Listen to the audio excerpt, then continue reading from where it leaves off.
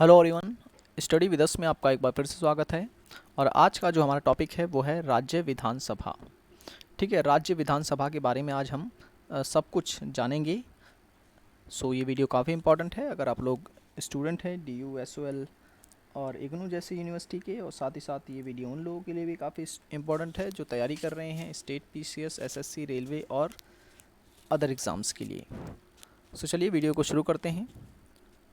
तो इसमें आप देख सकते हैं कि जब भी हम बात करते हैं विधानसभा की, तो हमें सबसे पहले ये पता होना चाहिए कि जिस प्रकार पूरे भारत के लिए एक संसद का निर्माण किया गया है, अब ये संसद क्या करती है, भारतीय स्तर पर यानी केंद्र स्तर पर जितने भी कानून होते हैं उसका निर्माण जो है वो संसद के द्वारा किया जाता है।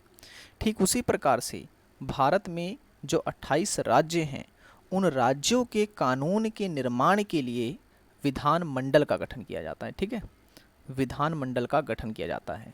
तो केंद्र के कानून के बारे में कौन सोचता है, तो संसद, और राज्य के कानूनों के बारे में कौन सोचता है, तो विधान मंडल सोचता है। तो विधान मंडल हमारा आज का टॉपिक है।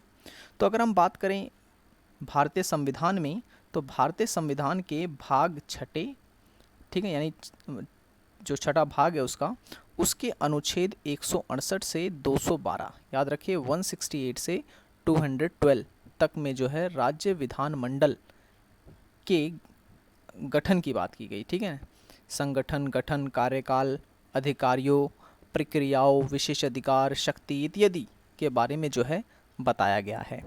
ठीक है, तो याद रखना भारतीय संविधान के भाग छठे में और अनुच्छेद 168 से 212 के बीच में इसका वर्णन किया गया है। ओके, तो हमारी जो संसद है केंद्र स्तर पर वो द्विसदनात्मक है, लेकिन भारत में जो 28 राज्य हैं उनमें अधिकतर राज्य ऐसे हैं जहां पर विधानमंडल सिर्फ और सिर्फ एक सदन वाली है, यानी कि एक सदनीय व्यवस्था है वहां पर, जबकि कुछ ऐसे भी सदन हैं जहां पर द्विसदनीय व्यवस्था देखने को मिलती है। ठीक है, जो विधानमंडल होता है इसमें दो सदन होते हैं, जैसे संसद में लोकसभा राज्यसभा होती है, ठीक उसी प्रकार से विधानमंडल में एक होती है विधानसभा और दूसरी होती है विधान परिषद। ठीक, तो अधिकतर भारत के राज्य ऐसे हैं जहां पर सिर्फ और सिर्फ विधान सभा ही है, विधान परिषद नहीं है। लेकिन याद रखें, क्योंकि मैं आज ये वीडियो जो है बना रहा हूं, तो अभी वर्तमान में सिर्फ 7 राज्य ऐसे हैं भारत के जहां पर 2 सदन वाले विधानमंडल हैं। ठीक है, 2 सदन वाले विधानमंडल हैं। अब वो कौन कौन से राज्य हैं ये भी आपको देख लेने हैं। आंध्र प्रदेश, तेलंगाना, उत्तर प्रदेश, बिहार, महाराष्ट्र, कर्नाटक और जम्मू कश्मीर। तो ये 7 राज्य जो हैं यहाँ पर विधानमंडल द्विसदन वाली है, यानी द्विसदनात्मक है। एक तरफ यहाँ पर विधान सभा भी होती है, ठीक है, और विधान परिषद भी, विधान परिषद भी, तो द्विसदनात्मक हम इसे कहते हैं। और जबकि अन्य जो राज्य हैं वहाँ सिर्फ और सिर्फ विधानसभा ही है, वहाँ विधान परिषद नहीं देखने को मिलती है। ओके, अब अगर हम बात करें कि क्या राज्य में जो विधान परिषद है उसका गठन किया जा सकता है, तो बिल्कुल किया जा सकता है। हमारे भारतीय संविधान में विधान परिषद के गठन का भी जो है विशेष प्रावधान किया गया है, इसे मैं अभी आगे आपको बताऊंगा। ओके, तो ये तो मैंने आपको बता दिया, विधानसभा में जो है 2 सदन होते हैं। एक मिनट, विधानमंडल होना चाहिए था यहाँ पर ऊपर, तो ये टाइप मिस्टेक हो गई यहाँ पर, यहाँ विधानमंडल होना चाहिए। और विधानमंडल में 2 सदन होते हैं, विधानसभा और विधान परिषद। ठीक है, तो चलिए विस्तार से जानते हैं विधानसभा और विधान परिषद को। तो विधान परिषद की अगर हम बात करें कि विधान परिषद क्या है, इसमें कितने सदस्य होते हैं, इनके सदस्यों का कार्यकाल कितना होता है, तो मैं बता दूं कि जो विधानसभा है उसके सदस्यों के विपरीत विधान परिषद के सदस्य अप्रत्यक्ष रूप से निर्वाचित होते हैं। ठीक है ना, जो विधान परिषद है इसके सदस्य जो हैं वो अप्रत्यक्ष रूप से चुने जाते हैं, यानी कि जनता के द्वारा इनका चुनाव नहीं किया जाता है। और विधान परिषद में अधिकतम संख्या जो है वो विधानसभा की 1/3 यानी कि न्यूनतम 40 निश्चित की गई है। ठीक है ना, 40 सदस्य हैं, यानी कि विधान परिषद जो होगी उसमें जो सदस्य होंगे वो विधानसभा के 1/3 सदस्य होंगे। ठीक है ना, 1/3 न्यूनतम बताएगी, यानी कि विधान परिषद का गठन तभी किया जा सकता है जब 40 सदस्य उसमें हो। ठीक, अब बात करते हैं निर्वाचन की कि ये सदस्य चुने कैसे जाते हैं। तो चुनने के बारे में मैं बता दूं कि विधान परिषद के लिए 1/3 सदस्य जो होते हैं वो चुने जाते हैं नगर पालिका और जिला बोर्ड से।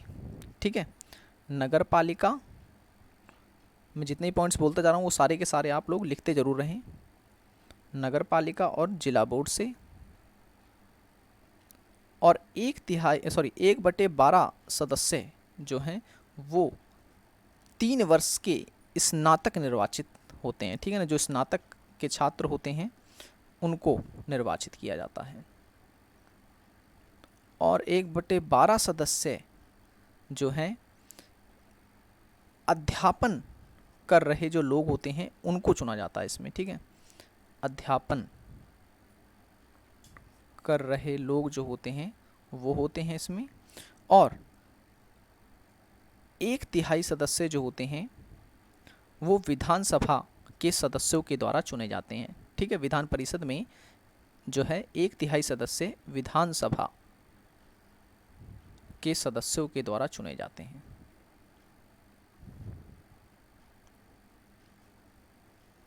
और रही बाकी बचे सदस्यों का, तो मैं बता दूं बाकी बचे जो सदस्य होते हैं उनकी नियुक्ति जो है वो राज्यपाल के द्वारा की जाती है। राज्यपाल उन व्यक्तियों को विधान परिषद का सदस्य बना सकता है जो साहित्य, याद रखें ये पॉइंट काफ़ी इंपॉर्टेंट है, जो साहित्य, ज्ञान, कला और सहकारी आंदोलन, ठीक है ना, सहकारी आंदोलन और समाज सेवा का विशेष ज्ञान रखता है, उसमें से उन व्यक्तियों को जो है राज्यपाल नियुक्त करता है विधान परिषद में। 1/6 सदस्य जो है वो राज्यपाल नियुक्त करता है। तो इस तरीके से विधान परिषद का गठन होता है और इस तरीके से जो है सदस्यों का चुनाव किया जाता है विधान परिषद के लिए। तो फिर से एक बार बता देता हूँ कि 1/3 सदस्य नगर पालिका व जिला बोर्ड से चुने जाते हैं। 1/12 सदस्य जो होते हैं वो स्नातक के छात्र होते हैं। और 1/12 अध्यापन का कार्य कर रहे जो लोग होते हैं वह सदस्य होते हैं। और 1/3 विधानसभा के सदस्य के द्वारा चुने जाते हैं व्यक्ति। और राज्यपाल जो है वो 1/6 सदस्यों का चुनाव करता है जो साहित्य, ज्ञान, कला व सहकारी आंदोलन व समाज सेवा का विशेष ज्ञान रखते हैं। ठीक है, तो संख्या मैंने आपको बता दी है कि 40 से कम सदस्य की संख्या नहीं हो सकती है विधान परिषद में। और अगर हम कार्यकाल की बात करें, ठीक है, कार्यकाल की अगर हम बात करें तो इसका जो कार्यकाल है वो निश्चित होता है, यानी कि हम कह सकते हैं कि ये कभी भंग नहीं होती। जिस तरीके से केंद्र में राज्यसभा होती है ठीक उसी प्रकार से राज्य में जो है वो विधान परिषद होती है। ठीक है, तो इनका जो कार्यकाल होता है वो निश्चित होता है, किंतु 2 वर्ष पे, यानी प्रत्येक 2 वर्ष पर जो है 1/3 सदस्य इसमें भी निकाले जाते हैं और नए सदस्यों का चुनाव किया जाता है। ठीक है, बिल्कुल राज्यसभा की तरह ही। ओके, और अगर हम बात करें कि शपथ वगैरह की, तो शपथ जो है वो उन्हें राज्यपाल ही दिलाता है। ठीक है, तो अब आते हैं विधानसभा के गठन के बारे में। विधानसभा का गठन कैसे होता है, कौन इसका गठन करता है, तो मैं बता दूं विधानसभा ठीक उसी प्रकार है जिस प्रकार की संसद में लोकसभा है। ठीक है ना, जैसे कि लोकसभा ज़्यादा शक्तिशाली है ठीक उसी प्रकार से राज्य में जो है वो विधानसभा को अधिक शक्तियाँ दी गई हैं, यानी कि विधानसभा अधिक शक्तिशाली है। तो विधानसभा की मैं अगर सदस्यों की बात करूं, विधानसभा के अगर मैं सदस्य संख्या की मैं बात करूं, तो मैं बता दूं कि विधानसभा यानी राज्य की विधानसभा में अधिकतम, ये सारे के सारे पॉइंट आप लोग जरूर लिखते रहें, अधिकतम सदस्यों की संख्या जो बताई गई है वो बताई गई है 500। ठीक है ना, कि विधानसभा में 500 सदस्य से अधिक नहीं रह सकते हैं। क्या आप मुझे कमेंट में बता सकते हैं कि भारत का ऐसा कौन सा राज्य है जहां पर विधानसभा की सबसे अधिक सीटें हैं? तो कमेंट में मुझे ज़रूर बताएं। तो अधिकतम संख्या कितनी है? 500। और कम से कम कितनी रह सकती है सदस्यों की संख्या? तो याद रखना 60 रह सकती है। विधानसभा का गठन तभी हो सकता है जब 60 सदस्य से ज़्यादा और 500 सदस्य से कम लोग जब हैं विधानसभा में। ठीक है, तो ये हो गया। लेकिन मैं बता दूं कुछ अपवाद भी हैं। कई ऐसे राज्य हैं जहां जो कि क्षेत्रफल की दृष्टि से बहुत ही छोटे हैं और वहां पर लोगों की संख्या भी बहुत कम है, तो वहां पर जो है ये कंडीशन फॉलो नहीं की जाती है। ठीक है, वहाँ पर अगर हम लोग देखें तो विधानसभा में बहुत कम सीटें हैं। जैसे अरुणाचल प्रदेश को ले लेते हैं हम लोग, और सिक्किम को ले लेते हैं, गोवा को ले लेते हैं। तो ये ऐसे राज्य हैं जहाँ पर जो है 30-30 सीटें हैं विधान सभा में।